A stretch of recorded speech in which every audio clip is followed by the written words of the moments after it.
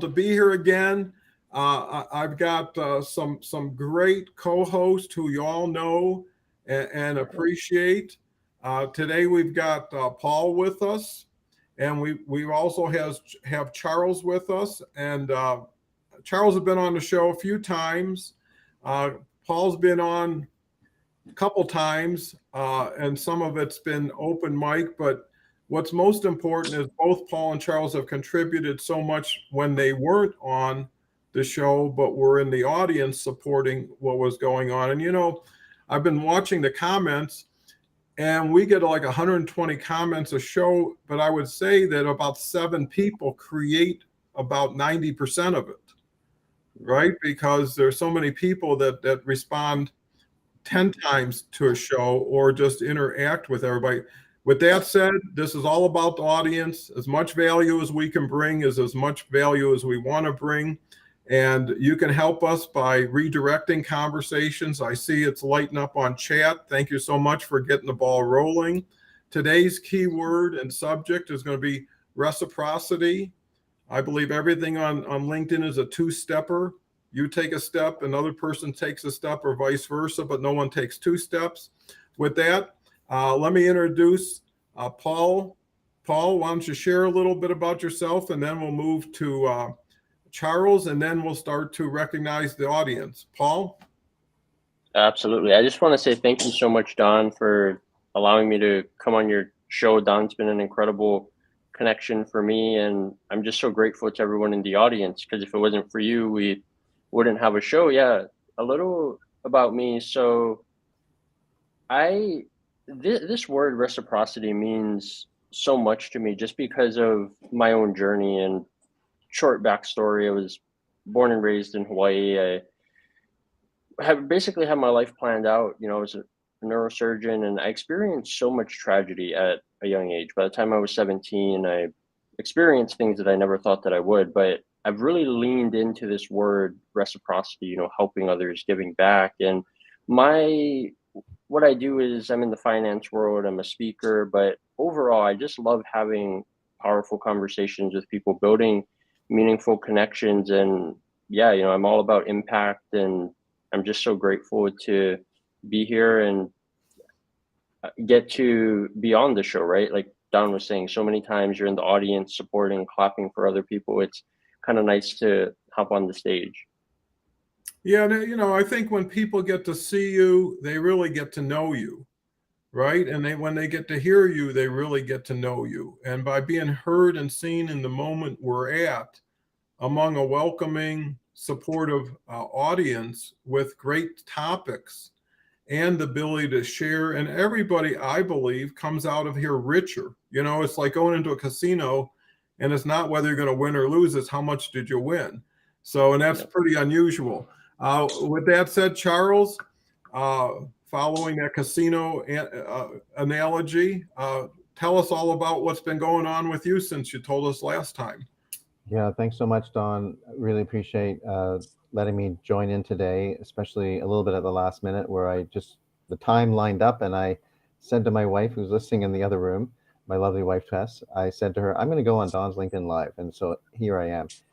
We're great here in Hong Kong. We're celebrating the Hong Kong Sevens right now, Hong Kong Rugby Sevens. It's the first time we've had this large tournament in post-pandemic times. So a lot of people are very excited about the event. We were there tonight on the Friday night. If you go to my LinkedIn profile, you'll see a short 18-second clip of it.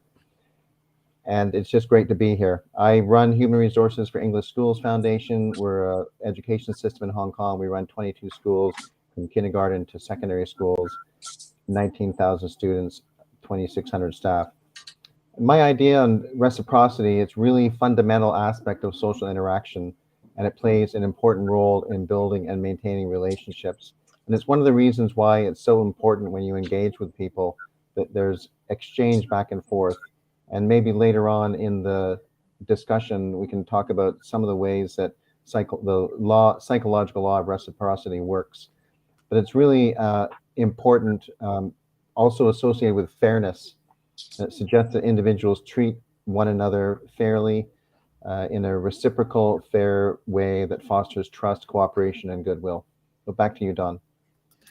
Yeah, and I mean, what we're saying and what both of you have just said, the majority of goals get achieved based on the beginning of the intention behind it, Yeah. right? And if you know that reciprocity is an important element, you build that in, right? And not only do you build it in, you be the first to be the to be the giver, to initiate it. It's just like priming the pump, right? You need, and we had that subject the other day. You have to give to get, Yeah. knowing that just giving is getting in itself, and now you're at least even or ahead of the game. And then if anything shows up because of it, you're way ahead of the game. And you know what I want to also say is, you know, Paul was kind enough a couple weeks ago to make like 4 or 5 introductions within a day or two. And that's really where someone takes being reciprocal to another level, right? Reciprocal on how you support somebody, reciprocal how, and supporting and promoting is great when it's comments, but it's, you know, you're doing a double favor when you connect two quality people to each other. And now two people remember what just happened. And, you know, I trust people to know their own goodwill meters, right? I think people do deposit all this goodwill, recognize it, appreciate it. And that's a gift, but they also have a justification for wanting to return the favor somehow, right? It's like when the time comes or the person comes, I'm going to make sure that they get first shot at it. And if nothing else, and what was so effective early on in my LinkedIn career was I was actually interfacing with somebody who had like 300,000 connections, and we had a call, and I was very impressed. And she wrote a whole post just on our conversation, and it like amazed me because I never thought of that someone would dedicate their whole post to you. And once I started doing that in return, the reaction I had was the reaction everybody else who experienced it had, right? So I guess the saying is, what's good for you is good for people like you, right? What gets you excited gets those excited. Paul, what's your thoughts?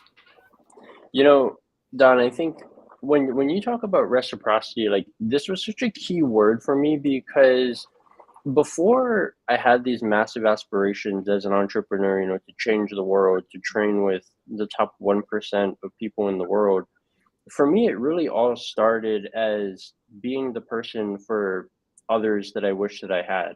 Because I went through a lot of the most challenging times in my life alone.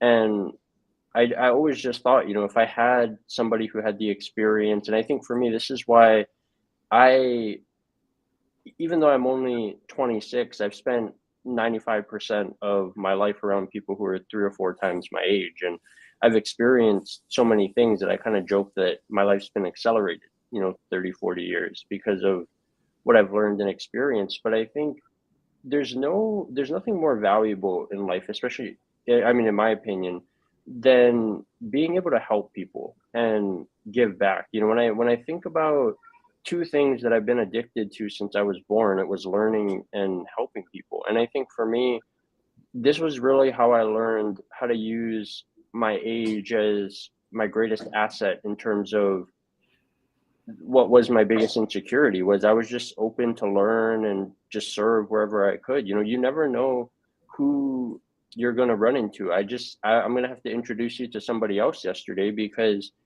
I use the saying all the time that you're one decision away from a different life. I made one connection yesterday that is worth probably like people who have millions of followers. Like this is how powerful one connection can be for you. So I would just say serve. And the nice thing that I love about being on LinkedIn is that authenticity is really the language that a lot of people speak here. And people aren't concerned about a lot of the materialistic things, trying to keep up with facades. Like people here are real. They talk about things that are tough to talk about, but it's really about using your story to be, this is why I always share, because I have a tough time with vulnerability, but I always tell myself that your story will become someone else's survival guide. And every time that I think about that, I have no problem sharing, whatever it is I have to share. Charles? Well, let me introduce some people here. We've got Dean. I don't want to go prime to pump, lots of giving your age away. Jonathan says, "Will you dress up for the games?" I guess that's to Charles' point. Lillian, hello, Don, Paul, Charles. I seen Lachelle before. Happy Friday. So glad to have you. Mike's here again. So great to have you too, Mike. Kim has just been a wonderful contributor. Greetings, Yeah. everyone. Fantastic Friday to you. Morning, Kim. Sheesh. Hello to all. I mean, I see some new names, new faces. This is great. It's all about sharing. The more you share, the more value you're providing, if not to yourself, at least the people around you, and you're modeling. So with that, Charles, from where Paul left off. Sure. Thanks very much, Don. Paul, your share about vulnerability, we would never know, because being out here on LinkedIn in front of the number of people that are watching this and will watch this, you're definitely making yourself vulnerable. So hats off to both of you for that, but especially you, Paul, after your comment about vulnerability. To answer Jonathan Evans' question, I'm not dressing up for the Hong Kong Rugby Sevens this year. My wife and I did talk about what we could dress up as if we were a couple, possibly, the Queen and Prince Philip, ideas like that. But my son, I will tell you, went tonight and was a gladiator, and he's currently on a gap year in university. And tomorrow, he and his buddies have bought 4 Teletubby costumes, so they will be at the Rugby Sevens wearing Teletubby costumes. I'm sure they will be featured on a few media posts in the next couple of days. To the point of reciprocity, one thing I want to mention is one of my life philosophies, I mentioned it last week, Don, when we talked about having a powerful relationship to failure, is short-term sacrifice and long-term gain. And reciprocity pays into that as well. So really what we're talking about when we talk about reciprocity is, if you do something for, it's a basic law of social psychology. In a social situation, if you do something for someone, then they're more likely to feel a bit indebted to you and return a favor in some way. And the whole concept of short-term sacrifice and long-term gain is really wrapped up in this idea of reciprocity, because you're really in the short term sacrificing yourself, sacrificing your time, possibly sacrificing tangible things beyond time. It's also sacrificing intangible things like graciousness, kindness. We've talked a lot about empathy on this show before. And then in the long term, you'll get something back for that graceless, humble approach to relationships in life. And one thing that I learned when I was in sales training, so this is something I say to people, especially when they're starting out in human resources. I say to them, they say, I'm going into human resources or a similar type of function like that, like a typical corporate function. And they ask me, what's your advice? So one piece of advice I have for people is to get trained in sales training and learn how to be a train the trainer in sales training early in your career. First of all, you're going to pick up lots of fantastic life skills to be trained as a sales trainer or being trained in sales. But the other thing is, if you are able to gain credibility with salespeople by running sales training in your career, that's a big, big deal, because salespeople go up in front of customers, they deal with rejections all the time, they deal with all sorts of issues, trying to create solutions out of problems for the companies that they sell for. And if a HR person can learn sales training and gain the credibility of the salespeople, that's a big deal. But one of the things that I learned when I was actually trained as a sales trainer was this idea of the psychological law of reciprocity. And it's what we're talking about today, but let me just take it a little bit further. So let's say, for example, I go in to see a customer, and the customer says to me, it's a really, welcome, Charles, it's great to see you. It's a really beautiful day today. And I say back to them, yes, it is a beautiful day. So there's an equal exchange. I'm acknowledging what that person has said to me about the beautiful weather and the beautiful day. But if I add something to what they have said, I actually engage and trigger more reciprocity. So they say to me, "Welcome, Charles. Great to see you. It's a beautiful day today." And I say, "Yes, it is a beautiful day. It's nice and warm. The spring is coming out, but it's not too hot yet that we've got the burden of the summer," type of thing. Or, "Yes, you can really smell the fresh spring leaves. It makes it really an extra special day." And what you're doing in that moment is you're actually offering up a reason why they have said it's a good day. And that triggers additional reciprocity because you're validating and complimenting their observation on the day. And then you're setting up this equation of reciprocity. So back to you, Don. Yeah, well, I think it also because I love sales. I was really great at sales, I believe, and I think I still am, because what I learned about conversion of sales, right, is that you need to have a very clear picture that's easy to appreciate what you're offering to what you know they're having, right? And my position was people will always choose the superior alternative if it's presented honestly, fairly. People, there's a lot to semantics, and people look at sales, oh, arm twisting, persuasion, manipulation, and that does all happen. Those are strategies that transactional people will use because they know once they're found out about it, they can't make that same sale to that same person again, right? But on the other hand, if you become an advocate for the person you're with, right? If you sit on the same side of the table, and that's why CEOs talking to CEOs do so well, or CFOs talking to CFOs, because they know their world, they know their language, and no one has to get anybody up to scratch in order to talk. What I found is in most relationships, the more sophisticated the person you're with, the easier it is, right? Because no one has to trust anybody to have a basis or a foundation. Now it's like, okay, we're already meeting of the minds, and how do we help each other? And that win-win-win philosophy is the one that you want to base your sales on, where everybody makes out. It's, and I believe it's better to make money with and for people than from people, right? Absolutely. To take 100%. something from somebody who's coming to you for help and then say, find it in your own way down the road with what I gave you, is not the way. So it's intention and helping people, sharing. And I think people have sharing muscles they haven't exerted in a long time, right? Ask yourself, how much could you share today if you had to put an 8-hour share day in, right? How many comments could you make?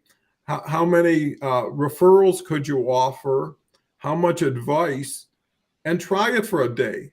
You'll surprise yourself. And you know what I believe is after 2-3 hours, you'll run out of things to share, right?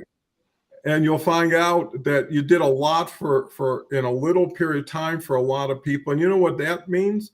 You're building either gratitude or, you know what I mean, or obligation, right? So, if you support somebody over and over again, one of two things going to happen. Either is they want to thank you because they appreciate it, or they want to thank you because they want to keep it coming. And by thinking through and saying, let me be the other person, because I know who I am. I know what I need. What can I do for them? And if they're right, then there's a chance. Where most people put themselves out, and I think what I'll go into detail, it's all packaging and presentation, right? You set the stage, you set the anticipation. If someone says, hey, you're going to that restaurant, it's the best I've ever had, you're going to have a lovely time, you're going to go in there and say, hey, to whoever you're with, I just got the word, this, right? And, or if I told you, hey, be careful, you got to be real thoughtful how you order there, you're going to go in with that anticipation. And that's where the placebo effect shows up more and more, right? Is what you think becomes what it is. And the greatest personal development trainers, always had that as the foundation. Whatever you think is what's true. Paul, what's your thoughts? Yeah, Don, I kind of want to give everybody, I have a different version of reciprocity, and I think it's really served me so well, not only in my professional career, but in life. And I have this saying of treat others better than they treat you. When I look back on my journey from business to where I'm at now, so many people will look at surface value. Like they look at the fact that I'm 26 and all these type of things. And I've had so many people on this platform who I've reached out to just have a conversation, and they don't respond, or I've had people say negative things to me. And I think that one of the most powerful lessons that I've learned is to treat people better than they treat you. My mentor taught me a saying last year, and it's breakfast or feedback is the breakfast of champions. And she said that if you learn to become unoffendable, and really, if people tell you something that may be hurtful, deep down there's probably some truth to it.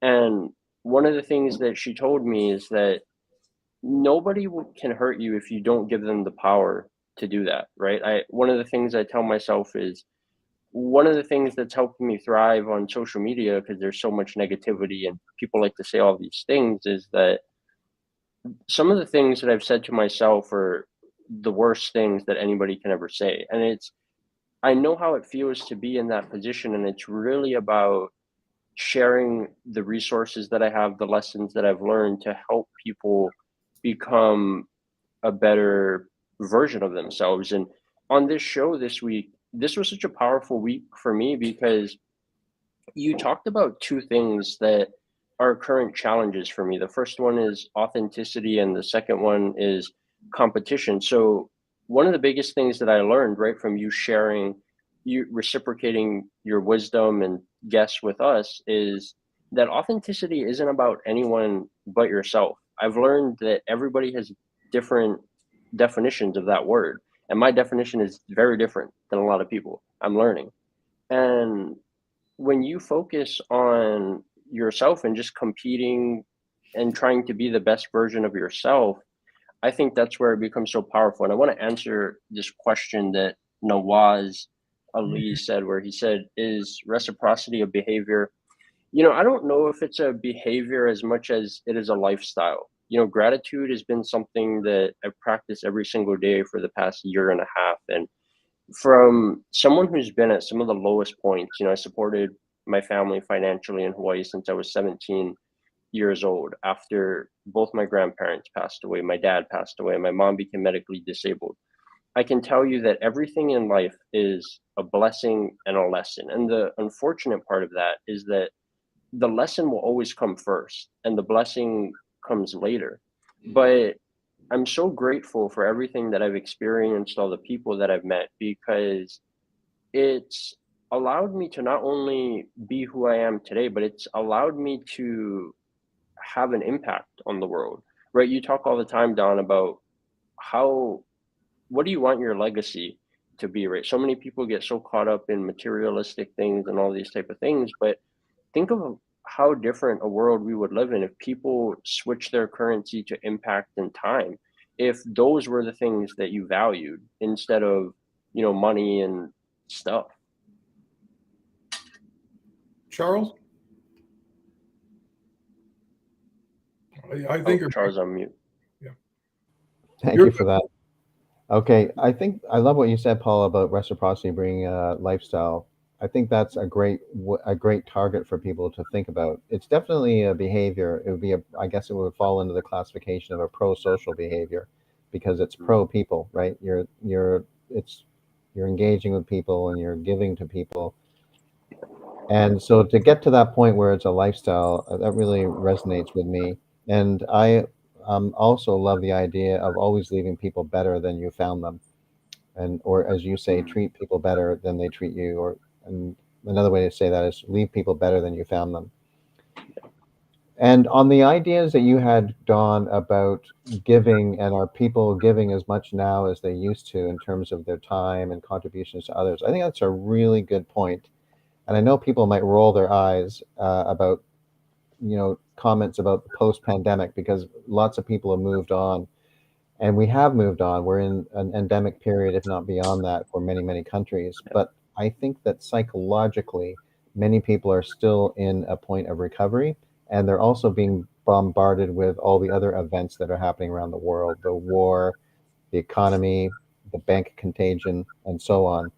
And your concept of intentionally contributing, Don, was really great. And you could look back and you could think, have I returned and gone beyond that point that I used to contribute to people? Because we've been through a period, whether it's 1.5, 2, 3, or 4 years, depending on what country you're in. We've been through a period of real, our autonomy has been ripped out from us because of all the lockdowns and stuff like that. So it's really getting a yardstick out and thinking to yourself, am I contributing to others? Am I using this idea of reciprocity with others? Am I achieving that lifestyle of reciprocity that Paul is talking about now more than I was in the past? If you were physically active before and you're running 5Ks at 40 minutes or 30 minutes or even faster, if you're faster, much faster than me, then get back to running 5Ks to that level, get back to that same level of activity. But you really have to intentionally kind of claw your way back there, or put yourself there, so that you've got this transformational growth going on, and really moving your life forward, so you can reflect back and say, wow, I'm better now than I was before. And not only that, you're giving to other people in a way that you are more than you have been before. And one of the greatest things you can give to people is your time, and relationships. Absolutely. And bonding and fellowship. Well, yeah, I think that's so valid. And it's great we picked this topic because I look at reciprocity as the first step in planting, right? Those are the seeds. And it's going to be a survival technique that people need to learn, is how do you start building that safety net of people? Because material things will not be the thing that gets you through, right? Those are numbers, those are superficial figures. It's something you can look at, but you can't carry around. You can't take your house with you to an interview, or your closet. But you can build these relationships, because the good part about it is, what do you get from everything you do? And there's a lot of people who take the cream and leave everything behind. And when you look at being reciprocal, you're really testing people's reciprocal response, right? If you give somebody $5 and they say, I'll give it back to you next week, and they don't, you just saved yourself from ever giving them more money in the future, right? And it was fast and it was cheap. So if you really want to believe or test what you have to be true, ask something from it, but only after you've given something to it, right? It's like going to the bank. You put your deposit in, and one day if you need it, you take it out. And if you can keep depositing in accounts and keep getting more abundance, you hope you never touch your money. You hope everything you gave stays where it's at. And what happens when people get real successful? They get into philanthropy, right? When a person says, well, I got $100 million, there's no way I could spend it. What can I do to help serve others with it? And I think when people ask for something, they're doing the other person a favor of being able to serve that other person, right? There's a lot of joy in giving when you can afford it, when it doesn't mean as much to you as it does to the person who receives it, right? $20 a person has nothing is a lot of money, right? It's options. I can do things now. So I think when you can allow people to be better because of you, they say leadership is having people do things that they wouldn't have done without your help or assistance. And you're duplicating and modeling for people, because a lot of people aren't successful, look up to successful people and say, oh, that's how they got successful, right? Yeah. They were helping people or they were robbing people, and which one do I want to be? Paul? Yeah, Don, this is such a powerful topic. And while everyone's been talking, I mean, so many gems, right? You talk about how when you connect two people, it becomes a double favor. And Charles talked about the greatest gift is time. I was like really sitting here and thinking, like, what is that overall reason in terms of why this is so important to me. And I think I got to connect with somebody last year. His name is Naveen Jain. I don't know if you know who he is, Don, but he's a billionaire and he has this company called Viome. And I want to share with you this story that he told because it was so powerful, and it just goes to show the importance of perspective. So he was born and raised in India. He came to the US with nothing. Came as an immigrant, and he was about to leave, and some stranger on the side of the road stopped by and told him, you're destined for great things. And it was in the middle of nowhere, and he's like, I had no idea who this person was. He thought he was crazy. Well, he ended up becoming like a billionaire, and his company Viome is committed to doing massive things in the health space. And he he always wanted to like give back to that person, but when he had nothing, that person changed his entire life. So he felt that there's nothing that he could do, no amount of money in the world or anything like that that could ever pay him back. So when he's this billionaire, he gets a call, and it's from a hospital, and he thought it was one of his employees because he had multiple companies or whatever, and he's really busy. And then he basically was like, oh, I'll pay it, whatever. Like, he didn't take the time.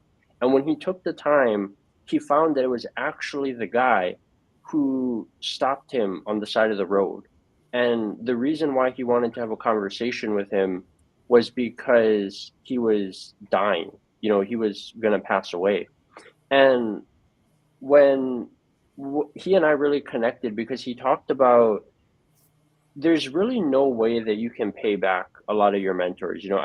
I'm so grateful and lucky that I've been surrounded by some of the most incredible people that I'll ever meet in this life. And I'm only in my 20s. Like, it's such an honor for me. And I think about my aunt, who's my favorite person. She told me, she said, it doesn't matter if you become the next billionaire. She said, I don't care if you're the richest person in the world. The only thing that matters is how you treat people.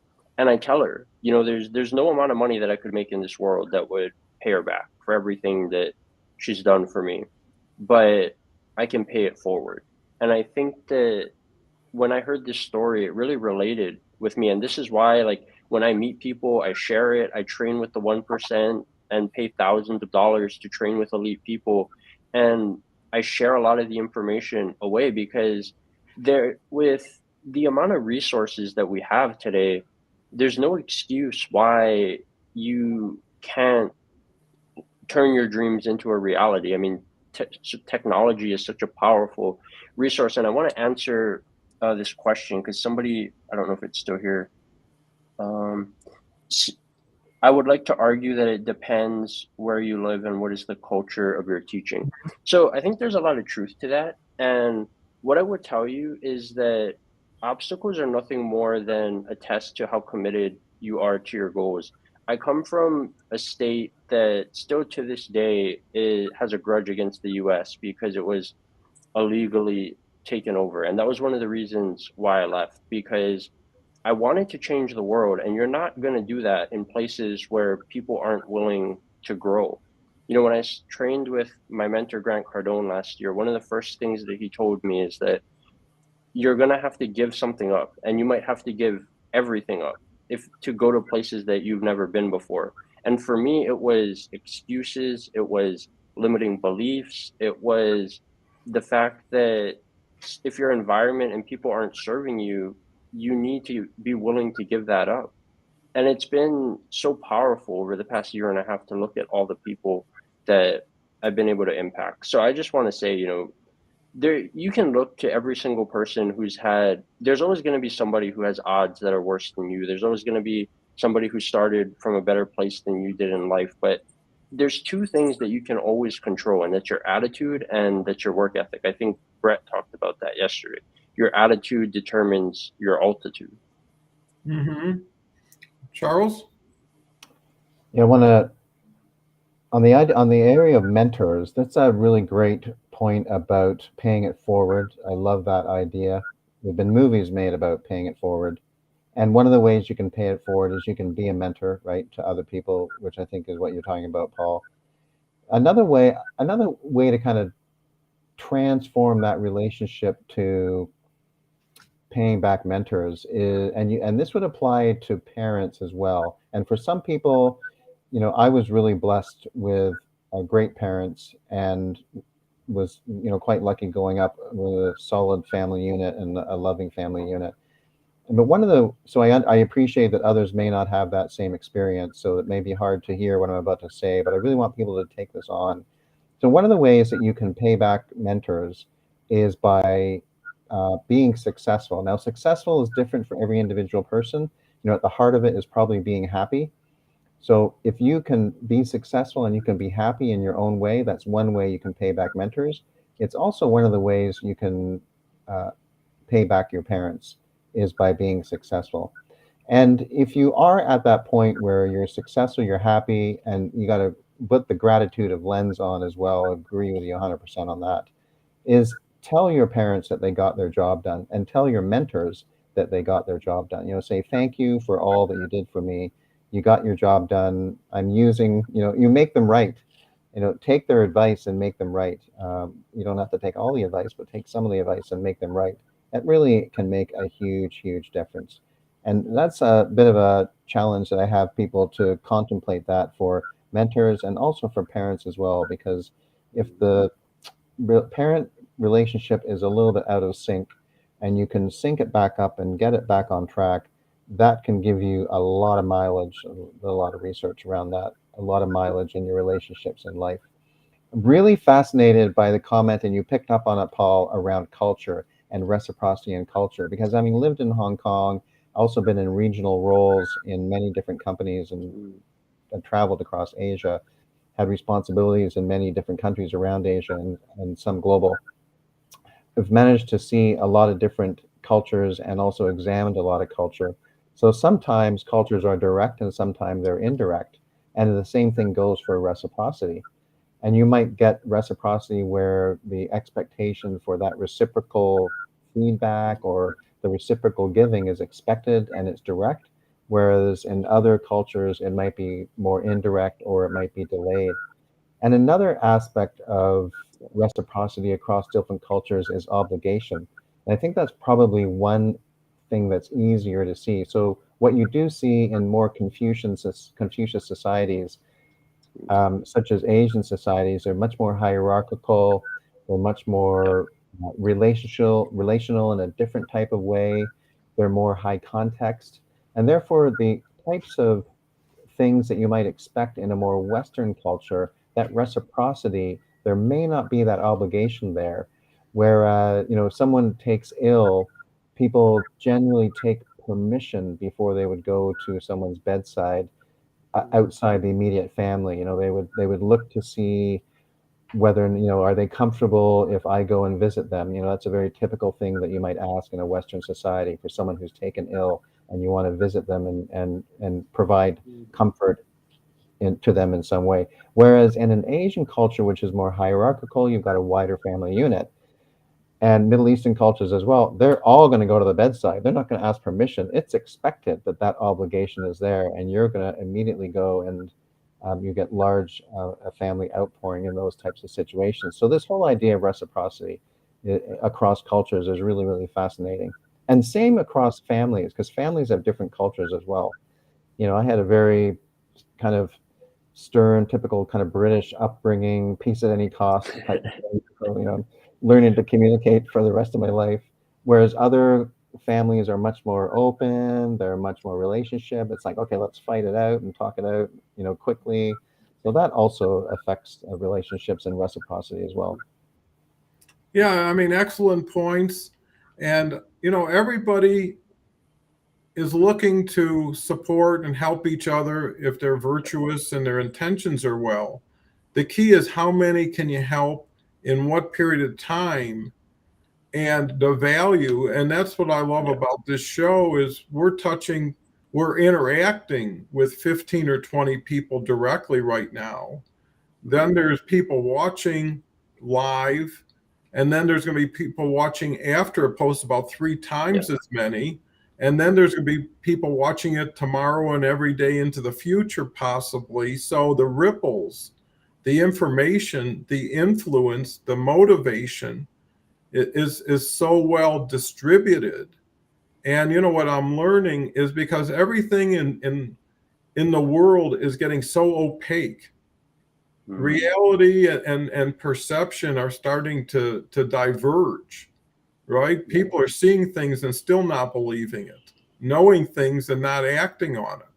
So I think, you know, when you look at show and tell, people are tired of people telling them stuff. They want to see it for themselves, right? And a show like this, Paul could say, hey, if you really want to know who I am and how I interact with people, watch this show with two great people, right? And I could say the same thing. So instead of looking at my resume or looking at my work history, because in most people's cases, they let their past define their future, right? Their reciprocal takeaway is someone gave me something bad and I decided to accept it, right? Instead of giving it back to them or throwing it away or replacing it, you know, so constant interaction and sharing. You know, it's like a ball. When someone throws it to you, you throw it to someone else. You don't just stand there with it and watch time go by. You know, you're here, you know, to share what was never yours to keep,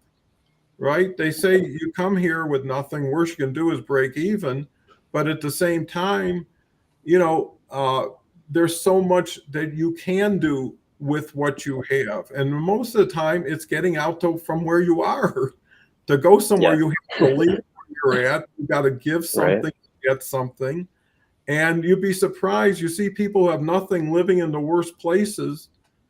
They could have nothing and be in a better place, right? By just getting on a bus and now I'm in a different part of town, you know? So I think it's the shopping. You know, if someone takes you to a mall and gives you an unlimited visa, it's up to you to start checking out the stores and accumulating things that serve you. What's your thoughts, Paul? Yeah, I think, you know, Don, to the point of what you said, I've always taken kind of like a different approach to the past. Like, I have a saying where I use my past to drive me forward instead of holding me back. And there's the saying that you go to visit. And I think for me, that's really been the catalyst of why gratitude has been such an instrumental part of my being, is because what a lot of on social media and a lot of these sites, like you get to see when people have kind of already made it, right? You don't really get to see the journey and a lot of the obstacles and challenges that they've had to overcome, or maybe if people are willing to share. That was what I did last year on my journey to entrepreneurship. You get to kind of see the growing pains, but a lot of times you get kind of fed this like false image of, you see somebody who's massively successful, but you don't know that they worked, you know, unrealistic hours, and they did things that nobody would ever do to get to where they're at. And to your point, Don, about the past, for me, I think a lot of people don't realize that you really don't understand gratitude until you've been at the bottom. I think for a lot of people, it's kind of a buzzword where you just say like, "Oh, I'm thankful, I'm grateful," you know, all these type of things.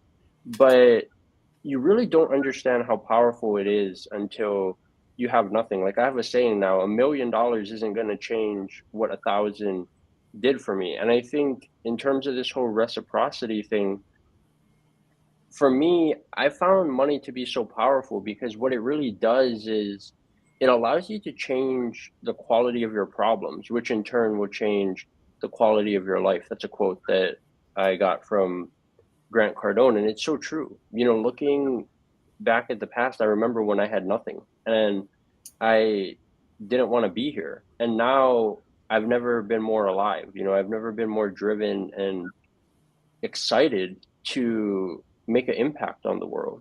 And I think that it all comes down to reciprocity and giving back. But while I say that, I think one of the most important things that we missed is that before you can give back, you need to take care of yourself. I don't know about anyone else, but for me, that was one of the biggest mistakes that I made, was that I was trying to take care of a family when I really wasn't even taking care of myself. And I love that one of the draws that I had for LinkedIn is that people were talking about mental health, because I grew up with my grandparents and in an older generation where you just push through stuff, right? Like, didn't matter if you were sick or you weren't, maybe you were challenged with emotional or mental things, you just did it.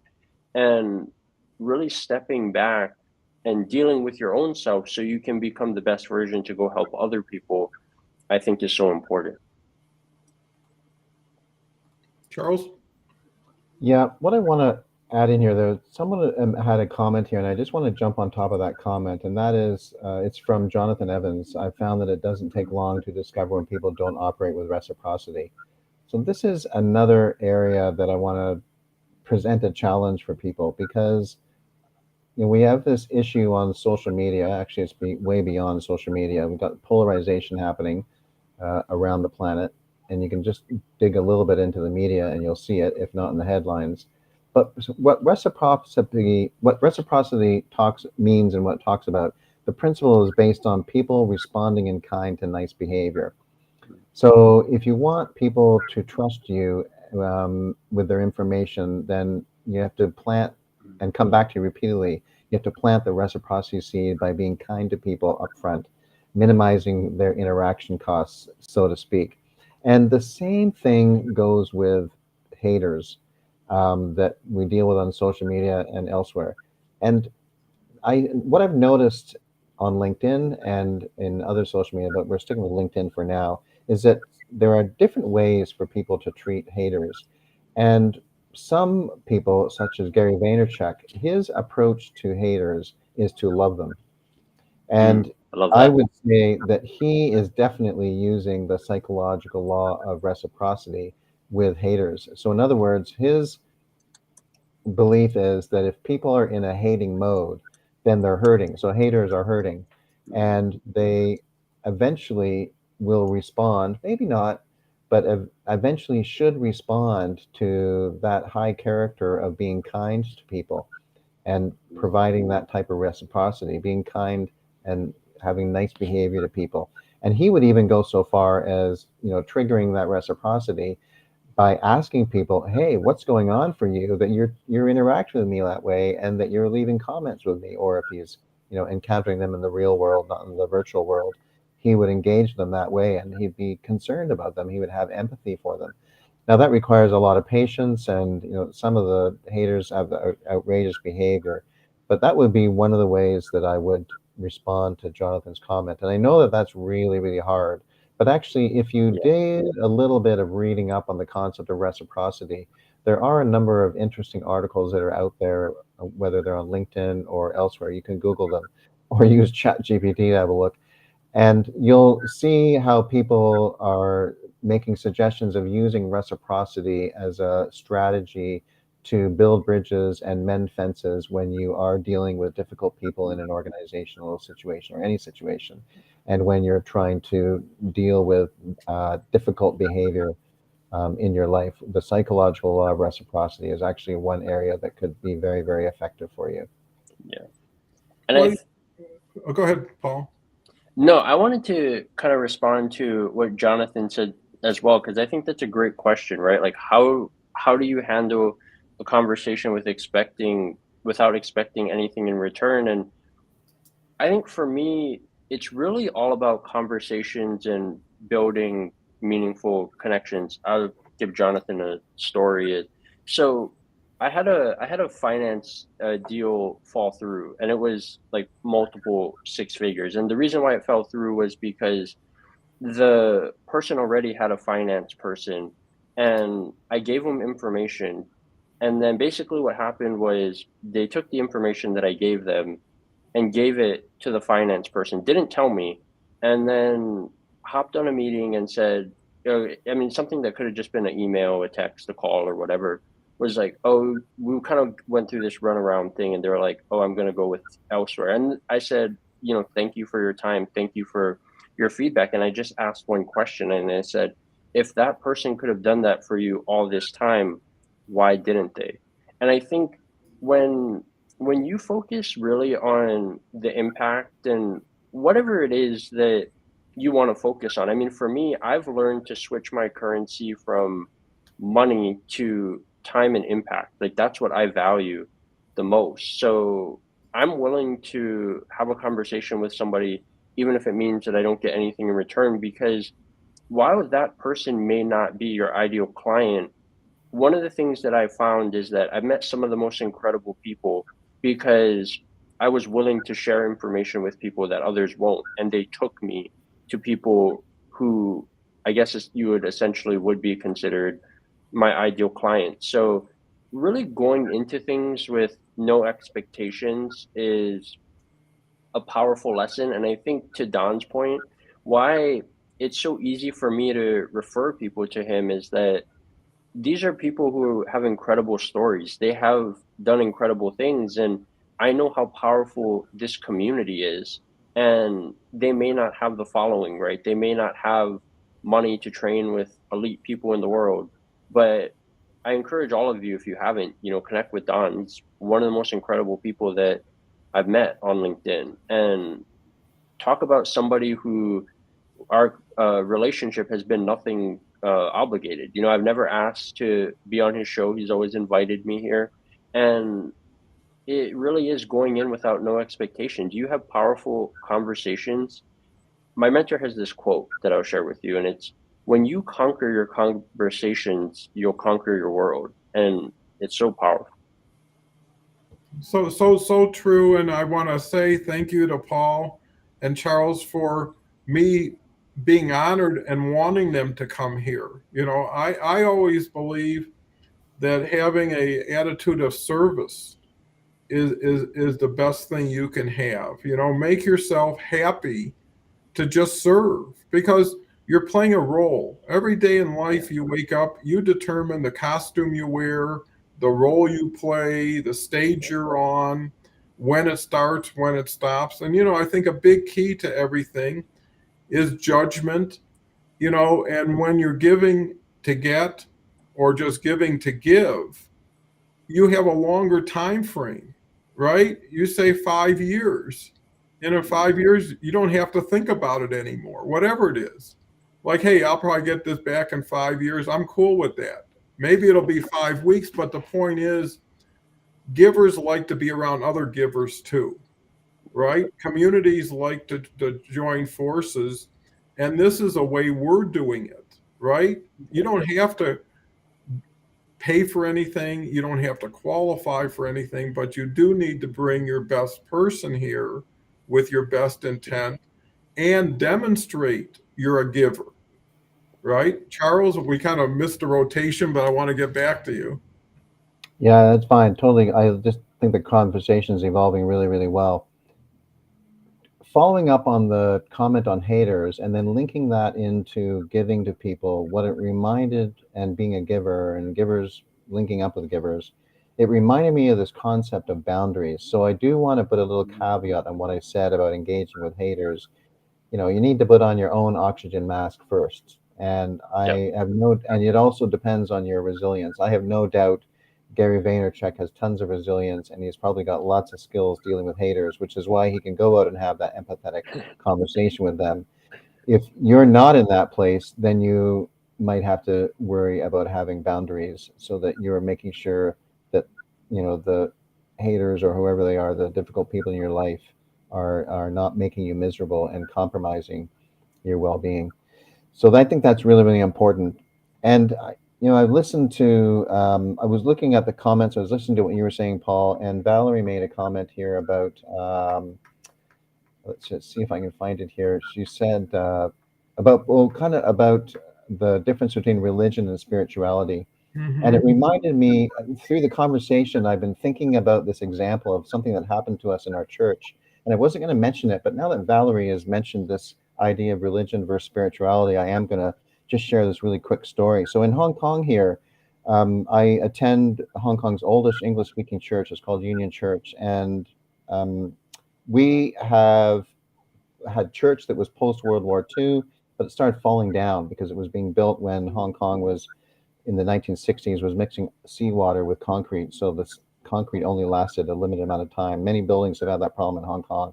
and you've seen lots of rebuilding going on. So what we did was we just actually are about 6 months away from about a 25-year, 30-year project to rebuild the church. And like many church rebuilds, it's going to be fantastic. It's going to be one of the greatest churches in Hong Kong, modern, beautiful. But like many church stories, it was rich with conflict along the way. We look back and there's many miracles. But at the time when we looked forward, we were dealing with all sorts of twists and turns and conflict, and the church agreeing on what direction we're going to go in, et cetera, et cetera. And while this was all happening, we had a doctor visit us from India, and he was doing a assignment at Queen Mary Hospital, learning how to do liver transplants, because Hong Kong actually pioneered live liver transplants on the planet.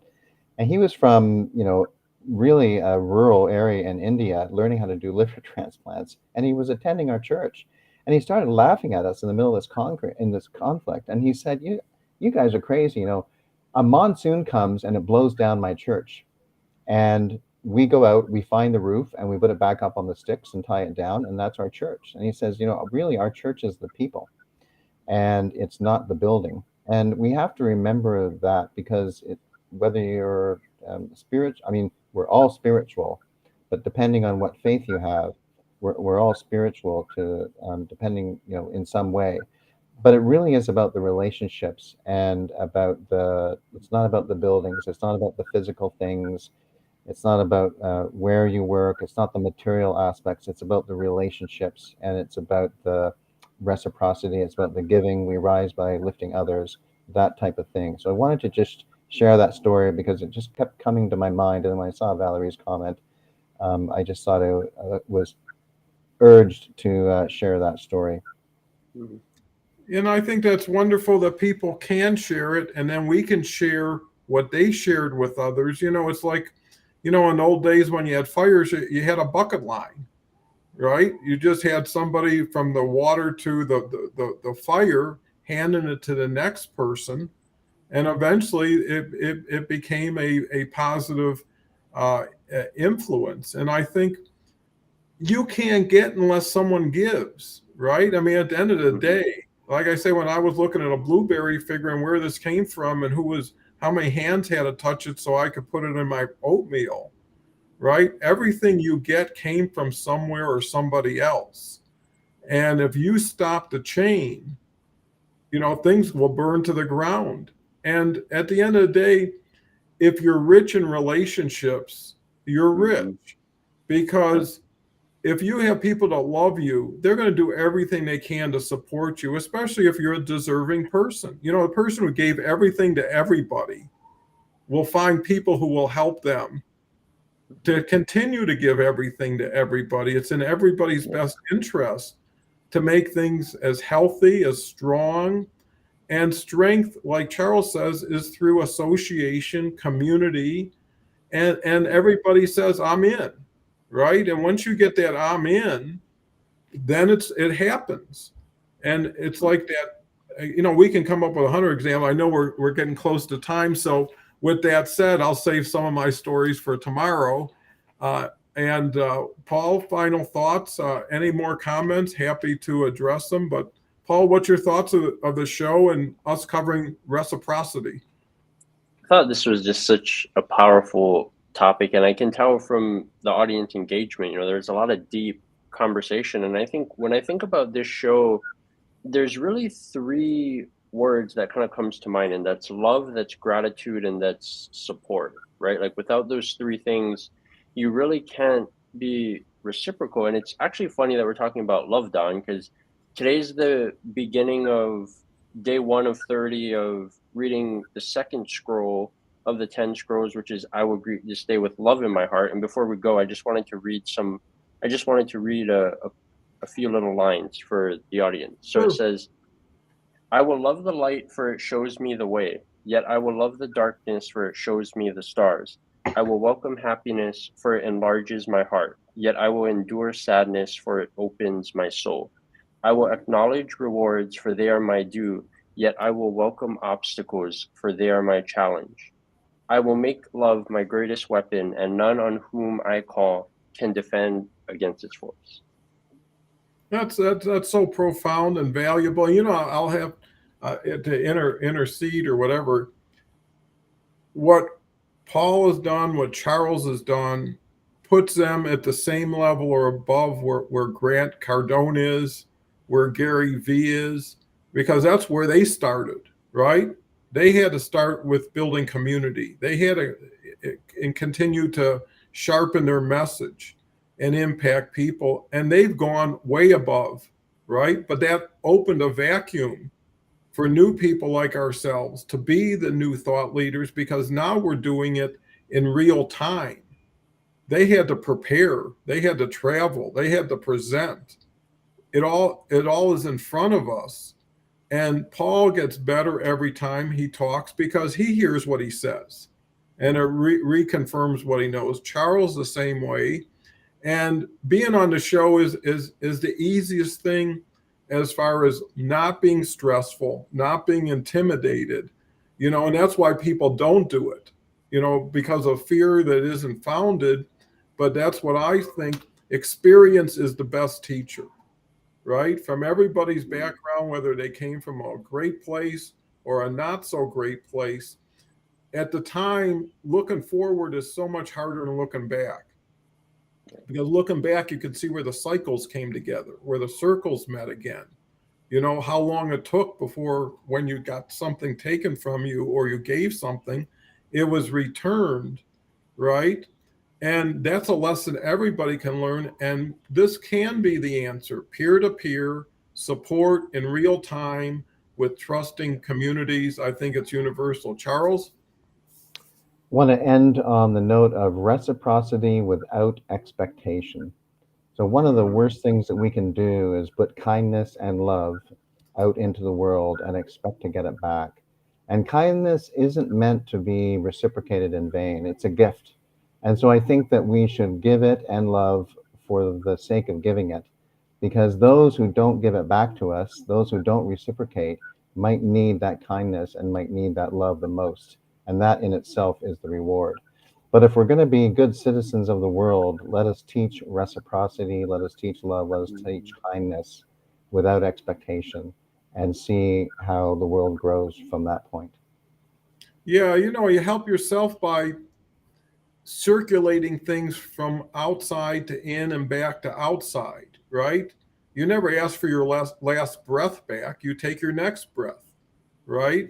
And once you find I can produce so much more and I can consume, I'm in a great position to share, right? Because it doesn't cost me nothing, but it does cost me to get safety deposit boxes. If you look around you, there's so many more storage buildings like U-Store and all those places, because people keep accumulating.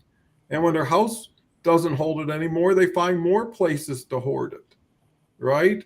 And by opening, you de-stress. By sharing, you have other people's joy. It's almost like you're taking some of their joy from them because you created so much for them, right? And now you get to participate in that continued joy or legacy. Another thing is, people's kids and grandkids will see people on the show 30, 40 years from now and say, hey, that was my uncle. I mean, wouldn't everybody like to see their grandparents at 25, 30 having a show like this, giving, sharing? And that's where you see the deepness and richness of everybody. So, I mean, this is truly like a love fest, but a thoughtful, valuable type of exchange, right? Where people actually say, I filled my tank, right? Wouldn't it be great if you just drove your car to a gas station, they filled your tank and said it's on us, and everywhere you went, it's on us, and you could be part of the us. That's the beauty of creating that world. It starts with one to one and it grows. So I can't thank everybody enough. I mean, I love how these things come together just spontaneously, and the value just continues through the whole show. And I have to thank the audience, Kim, Charles, Paul, Ambimbola, all the names. I think if everybody, and there was a point earlier, why not start the sharing by giving recommendations on LinkedIn, right? Find 5 or 6 people who you have something that you've learned from and you want to share that with others, something you want to recommend, because what's going to happen is as soon as you write that, you're going to get one back, right? And pretty soon 5 will get you 5, and all of a sudden it's like, hey, every week or two I'll put 20 minutes into writing recommendations, and it helps me. It helps them know how I feel about them and how I'm willing to stand up for them in front of anybody that shows up on their profile. It's like, let's build a wall around each other for protection, and let's open doors for opportunity. So anyways, with that, I can talk, and that's why this is every day. Can't thank Paul and Charles enough. I mean, any one of us, I think, brings a lot of value, but when you start to triplicate it, it just, and then you include the audience and you stir it all up. I mean, this is a feast. So thank you all. Rest up 23 hours. We'll be back. Kelly, thank you, everyone. And hopefully Paul and Charles continue to want to come back, because they've got an open invitation. And anybody in the audience who wants to appear on the show, reach out to me. Let's have a Zoom, and I'm all for it. So thank you again. Can't thank you enough.